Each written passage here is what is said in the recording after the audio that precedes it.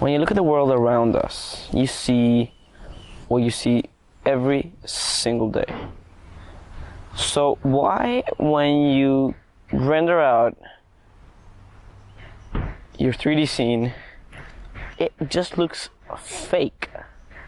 It looks CG, it looks abnormal. Well, I'm here to answer that question. And sorry if you hear everything that I hear right now. There's loads of constructions and dogs. So the first thing I would say that makes something look real is imperfections. So when you look around you, nothing is perfect. Nothing is completely white or completely gray. There's always something in between, but also it's not perfect. It may have fingerprints, it may have scratches or smudges or humidity or stuff like that, you know. So that makes stuff real. And if you apply those textures that come in black and white imperfections maps, well, your models will start looking really realistic. So next, HDRIs, also known as HDRIs. I don't really know. So basically, it's a series of pictures that stitched together can make reflections and lighting. So you capture the lighting, but you also capture the reflection. So if you have a shiny object, you'll be able to reflect your environment onto that object. It sounds complicated, but it isn't. This a great tip.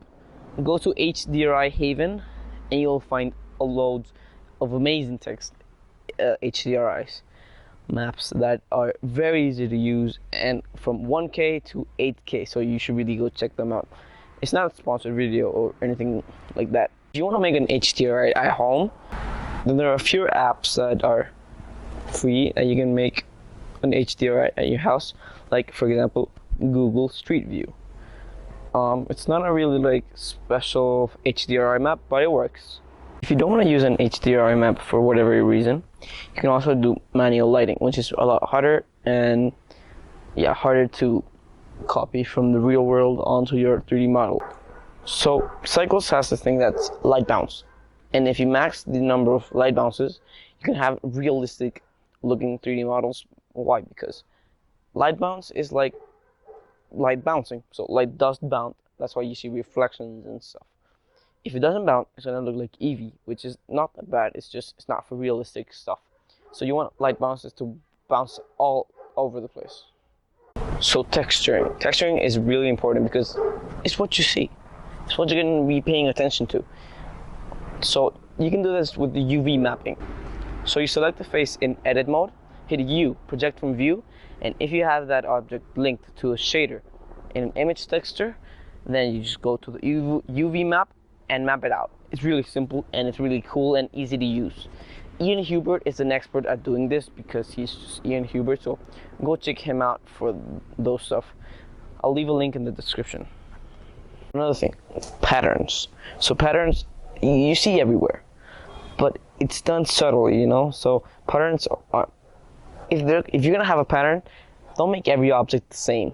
Change it a bit, scratch it a bit, modify it a bit, warp it a bit. Don't make them be the same, because if you do that, it's gonna mess up your video. That has been it for today, guys. So I hope you liked the video, and if you liked it, subscribe. If not, that's okay. You just don't have to, but it's free and it's gonna really support me. So do it and like the video if you liked it again.